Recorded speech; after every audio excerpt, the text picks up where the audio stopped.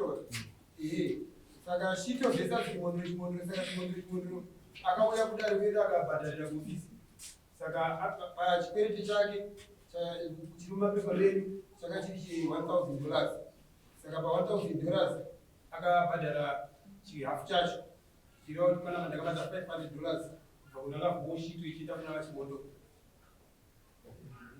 1 2 3 4 5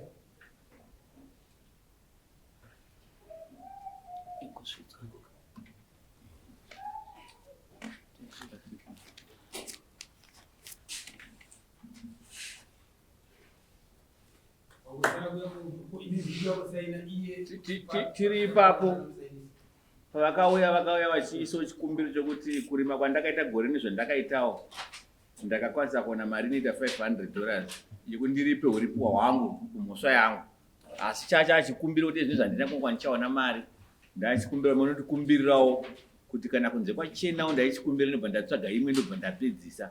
Saka tiri munzeve vashito nakuti svitse shoko kuti ndochachiri chichemo chavo chikumbiro chavo kuti kutononoka kwandaichita ndichembedza kumhanya asi ndaonawo $500 asi ndaichikumbira kana kunze kwachena sekuti nyaya yangu ndiri kuiziva ndobva ndapedzisa. Munoti kudini?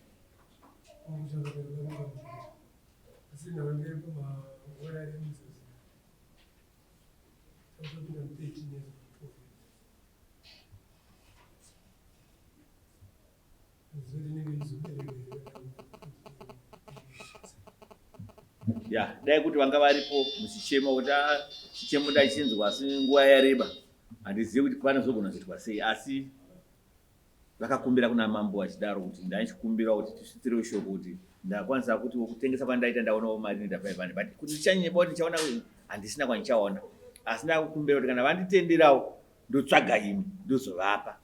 Saka ndangoti ngatingosvitsa shoko kwamuri.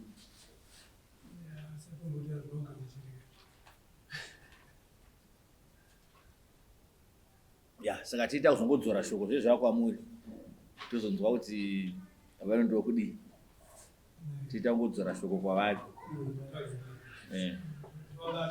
Tivabata todzorera shoko kwavari kuti avata mazuva acharebesa awandisa. Vasainira ina. Yanga nguva yakareba sei? Makore mangani? 12 years.